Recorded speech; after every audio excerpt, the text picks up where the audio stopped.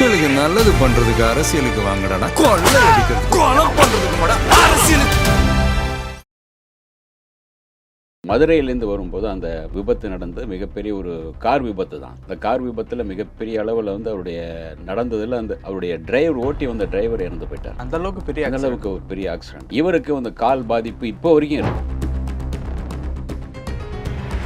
உடல்நிலையில் தேய்வடைஞ்சது பிறகு பார்த்தீங்கன்னா அரசியல் ரீதியாக கொஞ்சம் பின்னடைவு ஏற்பட்டது. அம்மா இருக்கும்போது இருந்தார், அது பிறந்து பாராளுமன்றத்துக்கு போனார். ஆனாலும் கூட அதுக்கு பிறகு அடுத்த கட்டமாக அரசியல் ரீதியான ஒரு இது இல்லை, பெரிய எதிர்பார்ப்பு இல்லை. இவருக்கான ஒரு மாசு, அது அந்த மாசை வந்து சில பேர் பயன்படுத்தி சில பேர் பயன்படுத்தி. காமராஜன் அதே ஊருக்கு 2 வருஷம் கழித்து போகும்போது யாருமே இல்லை, ஒருத்தர் கூட இல்லை, கூட்டம் பெருசாக இல்லை. ரயிலில் இறங்குற இதுலேருந்து அவ்வளோ கூட்டம் வந்த கூட்டம் அது பிறகு வரல, அப்படியே குறைஞ்சிது. அப்படியே 10 பேர் 5 பேர் 20 பேர் இதெல்லாம் சேர்ந்து தான் இதெல்லாம் சேர்ந்து உள்ளுக்குள்ளே இருக்குது. அதில் ஒரு சின்ன சின்ன சரிவுகள் தானே, இது வெளியே காட்டிக்க முடியாது. அந்த சரிவுகள் கொஞ்சம் கொஞ்சமாக வரும்போது நீங்கள் ஒரு சோரமாக கட்டப்படுறீங்க. ரஜினியை பார்த்து அசந்து போகிற அளவுக்கு அவருடைய சம்பளம் அன்றைக்கி 20 லட்ச ரூபா வாங்கினார். 20 லட்ச ரூபாங்கிறது இன்றைய கணக்குப்படி பார்த்தீங்கன்னா 20 கோடிக்கான இது. ஒன்றும் இல்லாமல் நீங்கள் தனியாக நிற்கும் போது உங்களுக்கு அந்த எல்லாம் நினைவுகள் வரும்ல, இதெல்லாம் கூட்டம் வந்தான், அவன் கால் சுத்தியமாக கேட்டான், அவன் கேட்டான், அப்படி அந்த இது இருக்கும், இல்லாமல் இருக்காது. ஆனால் அந்த வெற்றிடம் வந்து உங்களை வந்து ஒரு உள்ளுக்குள்ளே ஒரு நெருடலை ஏற்படுது, உள்ளுக்குள்ளே சில இயலாமை எல்லாம் கொடுக்கும். சரி அப்படி ஆயிடுச்சு அப்படிங்கிற அந்த இதெல்லாம் ஏற்படுது. இதெல்லாமே ஒரு இது பண்ணுறோம். ஆனால் வந்து சின்ன பாதிப்புக்கு இருக்குது உள்ள. அன்றைக்கி வந்து அதை வந்து இதாகும் போது அவர் பெட் ரெஸ்ட்டில் போய் ஃபுல்லாக ரொம்ப சீரியஸ் ஆகிட்டு பெட் ரெஸ்ட்டில் இருந்தார். அந்த நேரத்தில் வந்து புரட்சி தலைவி ஜெயலலிதா அம்மா தான் அவருடைய செலவுகள்லாம் பார்த்துக்கிட்டாங்க. ஹாஸ்பிட்டலுக்கான செலவு அவருக்கான இதெல்லாமே அவங்களே பார்த்துட்டு அவங்களே அதுக்கான பில் அங்கேயும் அனுப்பிடுங்கன்ட்டாங்க. அது மட்டும் இல்லை, அவங்க பிரிஞ்சு போயிருந்தாங்கள்ல அவருடைய மனைவி, அவர் உடல்நிலை சரியில்லாமல் ரொம்ப சீரியஸாக ஏறக்குறைய கோமாக்கு போக வேண்டிய சூழ்நிலை இருந்து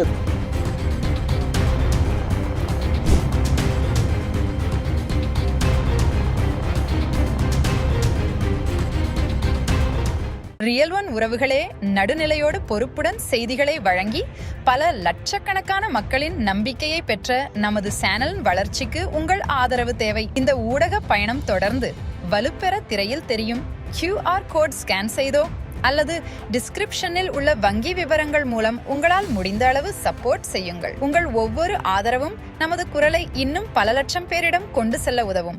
ரியல் ஒன் நேயர்களுக்கு வணக்கம். இன்று நம்மளுடைய நேர்காணலுக்கு மூத்த பத்திரிகையாளரான திரு சபிதா ஜோசப் அவர்கள் இணைஞ்சிருக்காங்க. சார் வணக்கம். வணக்கம் சார். சார், தற்பொழுது வந்து நடிகர் ராமராஜன் அவர்கள் வந்து உடம்பு சரியில்லாமல் இருக்காங்க அப்படின்னு சொல்லிட்டு தகவல்லாம் வருது. லிட்டரலாக வந்து கரகாட்டன்கார படம் ரிலீஸ் ஆன டைம்லாம் பீக் இல்லை சார்.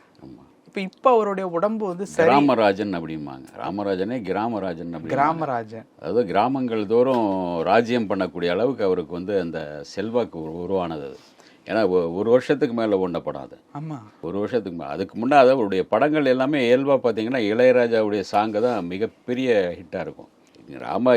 இது மட்டும் இல்லை, நம்ம ஊர் நல்ல ஊர் அப்படின்னு வருது. எங்கள் ஊர் பாட்டுக்காரன் பார்த்தீங்கன்னா அது வந்து சாதாரண ஒரு காஸ்டியூம் பெருசாகவே கிடையாது அவருக்கு. அதுக்கப்புறம் செந்தாமரை. ஆமாம், காஸ்டியூம் செலவே இல்லை. அதில் பார்த்தீங்கன்னா ஒரு ஷர்ட்டு ஒரு வேட்டி கட்டியிருப்பார். அதை கல்யாணத்துக்கு ஃபர்ஸ்ட் ஹாஃப் ஃபுல்லாக பார்த்தீங்கன்னா ஒரு சின்ன டவுசர் போட்டு ஒரு மேலே ஒரு துண்டு போட்டிருப்பார் ஃபர்ஸ்ட் ஹாஃப். அதுக்கு பிறகு வந்து செகண்ட் ஹாஃப் வரும்போது உங்களுக்கு வந்து அந்த இதில் வந்து நம்ம 2 பேர் கல்யாணம் ரேகாவுக்கு ஒரு கல்யாணம் ஆன பிறகு பார்த்தீங்கன்னா வேறு மாதிரி காஸ்டியூம் எல்லாம் வரும். ஓகே, அது ஒரு தனி கதை. அது ரஜினியை பார்த்து அசந்து போகிற அளவுக்கு அவருடைய சம்பளம் சம்பளம்ங்கிறது அன்றைக்கி வந்து 20 லட்ச ரூபா வாங்கினார். 20 லட்ச ரூபாங்கிறது இன்றைய கணக்குப்படி பார்த்தீங்கன்னா அதாவது 90களில் 80 சொச்சம் அந்த நேரம் காலகட்டத்தில் உங்களுக்கு 20 லட்சங்கிறது இன்றைய கணக்கில் வந்து 20 கோடிக்கான இது. அப்போது அந்த சமயத்தில் வந்து விகடன்லே வந்து அட்டைப்படம் பெரும்பாலும் விகடனில் அந்த மாதிரி போடவே மாட்டாங்க. அந்த நேரத்தில் வந்து எம்ஜிஆர் இவங்கெல்லாம் போட மாட்டாங்க, குறிப்பிட்ட சிலர் தான் போடுவாங்க. அட்டைப்படம் போட்டு கிராமராஜன் அப்படின்னு, கிராமராஜனின் கதை அப்படின்னு போட்டு இது அவருடைய லைஃப் ஹிஸ்ட்ரி மாதிரி அவர் போட்டாங்க, எழுதினாங்க, நல்லா சிலாக்கிச்சு எழுதினாங்க. அவர் வந்து அந்த உடல்நிலை சரியில்லை, இப்போ இல்லை, அது கொஞ்சம் முன்னாடி அவர் வந்து மதுரையிலேருந்து வரும்போது அந்த மதுரையிலே தான் நடந்துச்சு அந்த இது விபத்து நடந்து மிகப்பெரிய ஒரு கார் விபத்து தான். இந்த கார் விபத்தில் மிகப்பெரிய அளவில் வந்து அவருடைய நடந்ததில் அவருடைய ஓட்டி வந்த டிரைவர் இறந்து போயிட்டார். அந்த அளவுக்கு ஒரு பெரிய ஆக்சிடெண்ட். இவருக்கு வந்து கால் பாதிப்பு இப்போ வரைக்கும் இருக்குது. அந்த கால் பாதிப்புங்கிற இப்போ வரைக்கும் இருக்குது. அன்றைக்கி வந்து அதை வந்து இதாகும் போது அவர் பெட் ரெஸ்ட்டில் போய் ஃபுல்லாக ரொம்ப சீரியஸ் ஆகிட்டு பெட் ரெஸ்ட்டில் இருந்தார். அந்த நேரத்தில் வந்து புரட்சித் தலைவர் ஜெயலலிதா அம்மா தான் அவருடைய செலவுகள்லாம் பார்த்துக்கிட்டாங்க. அந்த ஹாஸ்பிட்டலுக்கான செலவு அவருக்கான இதெல்லாமே அவங்களே பார்த்துக்கிட்டு அவங்களே அதுக்கான பில் அங்கேயே அனுப்பிடுங்கன்ட்டாங்க. அது மட்டும் இல்லை, அவங்க பிரிஞ்சு போயிருந்தாங்களே அவருடைய மனைவி, அவங்க தான் ஒரு 10-15 நாள் 1 மாதம் கிட்ட வந்து கூட இருந்து பார்த்துக்கிட்டாங்க. உங்கள் பிசினஸ் இன்னும் அதிக மக்களை சென்றடைய வேண்டுமா? இன்றைய டிஜிட்டல் உலகில் சரியான ப்ரமோஷன் தான் வெற்றியின் முதல் படி. தமிழகம் முழுவதும் பல லட்சக்கணக்கான பார்வையாளர்களை தினமும் சென்றடையும் ரியல் ஒன் யூடியூப் சேனல்களில் உங்கள் பிசினஸ் இனி எல்லோரும் அறியட்டும். குறைந்த செலவில் அதிக ரீச். உங்கள் பிராண்டுக்கு நம்பிக்கையும் வளர்ச்சியும் சேர்க்க இன்றே எங்களை தொடர்பு கொள்ளுங்கள். 9280087164. ஏறக்குறைய அவங்களுக்குள்ள நான் சொல்லியிருப்பேன். அவங்களுக்குள்ளே பிரிஞ்சு போனாலும் கூட ஒரு லவர்ஸ் காதலிச்சு கல்யாணம் பண்ணிக்கிட்டாங்க. அவங்களுக்குள்ள அந்த ஒரு லவ் இருந்தது, உள்ளுக்குள்ளே இப்பவும் இருக்குது அவங்களுக்குள்ள. சமீபத்தில் கூட பேசும்போது அவங்க சொன்னாங்க, இல்லைங்க நான் வந்து நாங்கள் பிரிஞ்சிருக்கோம், ஆனால் எங்களுக்குள்ள அந்த ஒரு லவ் இருக்குது, இன்னும் இருக்குது. அதை பசுமையாக அப்படி தான் இருக்குது.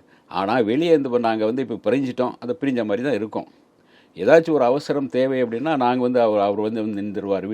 வீட்டு விசேஷமாக இதாக இருந்தாலும் வந்துடுவார்.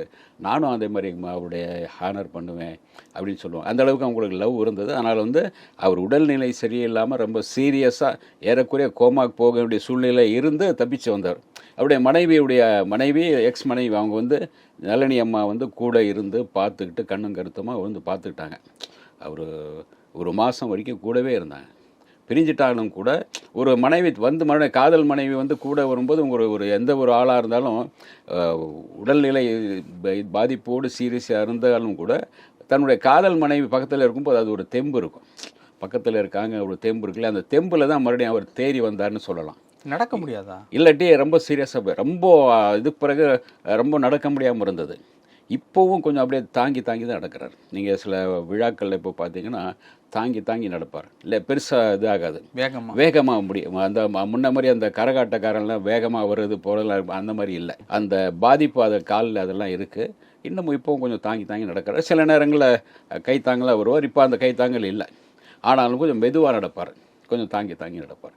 அந்த சீரியஸ்னஸ் அவருக்கு வந்து, அதாவது நீங்கள் ஒரு ரொம்ப பாதிக்கப்பட்டு அவருடைய கோமாக்குள்ளே போயிட்டு அப்படியே இதாக இருக்கணும். ஆனால் வந்து கூட அவருடைய காதல் மனைவி அவங்க வந்து பிரிஞ்சாலும் கூட தன்னுடைய கணவருங்கிற ஒரு எக்ஸ் கணவர், ஆனாலும் கூட அவரை வந்து அன்பாக பார்த்துக்கிட்டாங்க. கூட இருந்து பார்த்துட்டு அப்பப்போ அந்த மருந்து மாத்திரை கொடுக்க, பேச்சு கொடுக்க அவர் அப்படியே கொஞ்சம் தேறி வந்தார்.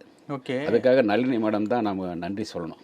ராமராஜன் அவருக்கு மது அருந்துற பழக்கம், புகைப்பிடிக்கிற பழக்கம் எதுவும் இல்லை. ஆனால் சீட்டு மட்டும் அதிகம் விளையாடுவார். அவர் எம்ஜிஆர் ஃபாலோவர்ஸ் இல்லை சார். எம்ஜிஆருடைய வெறி பிடிச்ச ரசிகன். அவருடைய கலர் சட்டை போடுறதுக்கும் எம்ஜிஆர் அதாவது கிராமங்களில் மக்கள் மத்தியில் ஒரு செல்வாக்கு ஏற்பட காரணம் அவர் ஒரு எம்ஜிஆர் ரசிகனுங்கிறனாலையும் அவருடைய படங்களையும் பார்த்தீங்கன்னா அந்த குடிக்கிற இதுக்கெல்லாம் எதிர்ப்பு தெரிவித்து தான் இருப்பார். பீடி சிகரெட்லாம் அதிகமாக வராது. இவரும் குடிக்கிற மாதிரிலாம் சீன்லாம் அதிகமாக வைக்க மாட்டார். அவருக்கு அந்த பழக்கம் இல்லை. அந்த உடல்நிலை சரியில்லாமல் போனதுக்கு மன ரீதியான விஷயங்கள் தான் நிறைய பிரச்சனை. மன ரீதியான விஷயங்கள், அது ஒரு பாதிப்பு ஏற்படுது. அந்த பாதிப்பு உள்ளுக்குள்ளே இருக்கும்ல. அது பிறகு நம்ம வந்து வந்தாங்க, ஒரு மாதம் இருந்து கூட பார்த்துக்கிட்டாங்க, மறுபடியும் அவங்க பிரிஞ்சு போயாச்சு. ஆனால் காலத்துக்கும் இருந்திருக்கணும். அவங்களுக்குள்ள அந்த ஒரு கருத்து வேறுபாடில் அப்படியே பிரிஞ்சு தான் இருக்காங்க. ஆனாலும் கூட அவர் அந்த மன ரீதியாக கொஞ்சம் மனைவி அங்கே, இவர் இங்கே தானே, பிள்ளைகள் எல்லாம் மனைவி கூட தானே இருக்காங்க. ஆனாலும் கூட அப்பப்போ வருவாங்க, பேசுவாங்க, இது பண்ணுவாங்க. ஆனாலும் கூட அந்த இது இல்லை. ஆமாம், ஏன்னா ஒரு தேட்டரில் டிக்கெட் கிழிச்சிட்டு இருந்த அவரே வந்து மதுரை தங்கம் தேட்டரை விலைக்கு வாங்கியவர். அந்த தேட்டரை நடத்தினவர். மதுரை தங்கம் தேட்டருங்கன்னா மிகப்பெரிய தேட்டர் அது. அந்த தேட்டரை விலைக்கு வாங்கி அந்த தேட்டரில் ரொம்ப செல்வாக்காக வளர்ந்தவர். பிறகு கொஞ்சம் கொஞ்சமாக அப்படியே அந்த தன்னுடைய பொருளாதாரத்தில் அப்படியே இது வர்றார். ஆனால் ரொம்ப பொருளாதாரம் ரொம்ப நலிஞ்சு போகல. ஆனாலும் கூட அவருக்கு என்னென்னா ஒரு ஹீரோவாக தான் நடிப்பேங்கிற இதில் இன்றைக்கு வரைக்கும் இருக்கார். அவர் நடிக்கிறேன், வில்லனா எந்த கதாபாத்திரம் நடிக்கிறேன்னு சொன்னாங்கன்னா அவங்களுக்கு கூட்டம் வந்து நிற்கும். பெரும்பாலும் அவங்களுக்கு வந்து பிஎன்சியில் அவருக்கான மார்க்கெட் இருந்துகிட்டு தான் இருக்குது இன்னமும். அதனால் வந்து அவர் நடிக்கிறேன்னு சொன்னார்னா அப்பா கேரக்டர், அண்ணன் கேரக்டர், அப்புறம் வில்லன் கேரக்டர் எக்கச்சக்கமாக கொடுக்க ரெடியாக இருக்காங்க. நான் ஹீரோ ஒன்லி அப்படின்றார். அதனால் அவருக்கு அந்த வாய்ப்புகள் வரல. ஆனால் அந்த அந்த வகையிலும் பார்த்தீங்கன்னா தொழில் ரீதியாக கொஞ்சம் முடக்கம் தான் இருக்கும். ஆனாலும் கூட அதை பெருசாக எடுத்துக்கல அவர். ஆனால் சீட்டாட்டு மட்டும் ஆடுவார். சீட்டு விளையாட்டு அவர் ரொம்ப பிடிக்கும். அதில் கரகாட்டக்காரன சமயங்களில் இதுலேயே வந்து ஷூட்டிங் ஸ்பாட்லேயே வந்து விளையாடிட்டு இருப்பாங்க. இவர் செந்தில் இவங்கெல்லாம் உட்காந்து, கோவை சரலா இவங்கெல்லாம் உட்காந்து விளையாடுவாங்க. அதில் வந்து இவர் கொஞ்சம் நல்லா விளையாடுவார். ஒரு சில செந்திலும் நல்லா விளையாடக்கூடியவர். ஓகே. ஆமாம், சீட்டு விளையாட்டில் சில பேர் நல்ல கில்லாடியாக இருப்பாங்க. எம்ஜிஆர் கில்லாடியாக இருப்பார், விஜயகாந்த் பயங்கர கில்லாடியாக இருப்பார் சீட்டு விளையாட்டில். சில பேர் அந்த தெரியாத மாதிரி சாவித்திரி அதுக்கு மேலே பயங்கர கில்லாடியாக இருப்பாங்க அவங்களும். ஓகே சார், இப்போ அவருடைய உடல்நிலை மெயினாக வந்து தொய்வு அடைஞ்சதுக்கு அந்த விபத்தும் டைவர்ஸும் தான் மெயின் காரணமா?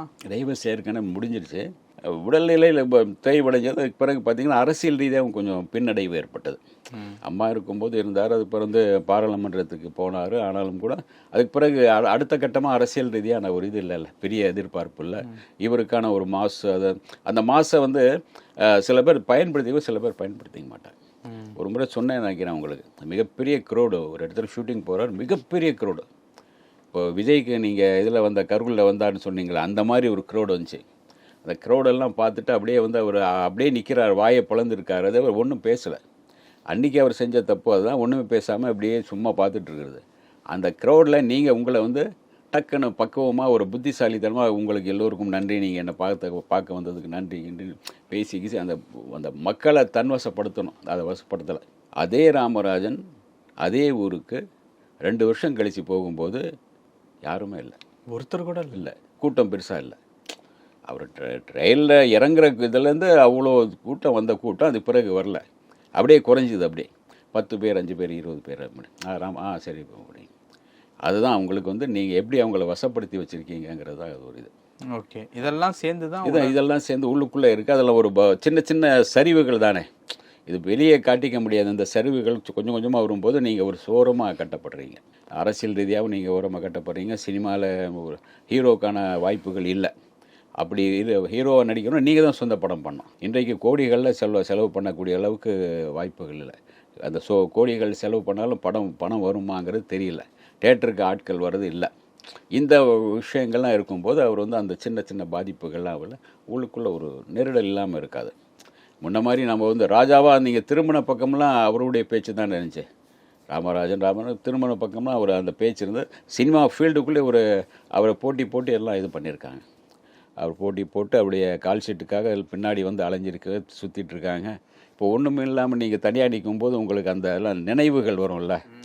இப்படியெல்லாம் கூட்டம் வந்தான், அவன் கால் ஷீட் இவன் கேட்டான், அவன் கேட்டான் அப்படின்னு அந்த இது இருக்கும், இல்லாமல் இருக்காது. பரபரப்பாக இருந்துட்டு நீங்கள் அமைதியாக ஒன்றுமே உங்களை சுற்றி ஒரு பெரிய பரபரப்பு இருக்கும். திடீர்னு பார்த்தா நீங்கள் மட்டும் தனி மரமாக நிற்கும்போது ஒரு அந்த வெற்றிடம் இருக்கு இல்லையா, உங்களுக்கான அந்த வெற்றிடங்கள் ஒன்றும் நீங்கள் உருவாக்கியதா அல்லது காலத்தின் கோலமா அல்லது உங்களுக்கான விதி இவ்வளோதானா அப்படிங்கிறது தெரியாது. ஆனால் அந்த வெற்றிடம் வந்து உங்களை வந்து ஒரு உள்ளுக்குள்ளே ஒரு நெருடலை ஏற்படுத்தும், உள்ளுக்குள்ளே சில இயலாமையெல்லாம் கொடுக்கும். அப்படி ஆயிடுச்சே அப்படிங்கிற அந்த இதெல்லாம் ஏற்படுத்தும். ஓகே, இதெல்லாமே ஒரு இது பண்ணுறோம். ஏற்கனவே உடல்நிலை சரியில்லாது, ஆனால் வந்து அந்த கொஞ்சம் அதெல்லாம் தேறி வந்துட்டார். ஓகே, ஆனால் கொஞ்சம் சின்ன பாதிப்புக்கு இருக்குது உள்ள. பல விஷயங்கள் பேசணும். நேரத்துக்கு ரொம்ப நன்றி சார். உங்கள் பிசினஸ் இன்னும் அதிக மக்களை சென்றடைய வேண்டுமா? இன்றைய டிஜிட்டல் உலகில் சரியான ப்ரமோஷன் தான் வெற்றியின் முதல் படி. தமிழகம் முழுவதும் பல லட்சக்கணக்கான பார்வையாளர்களை தினமும் சென்றடையும் ரியல் ஒன் யூடியூப் சேனல்களில் உங்கள் பிசினஸ் இனி எல்லோரும் அறியட்டும். குறைந்த செலவில் அதிக ரீச். உங்கள் பிராண்டுக்கு நம்பிக்கையும் வளர்ச்சியும் சேர்க்க இன்றைய எங்களை தொடர்பு கொள்ளுங்கள். 928 00 8714.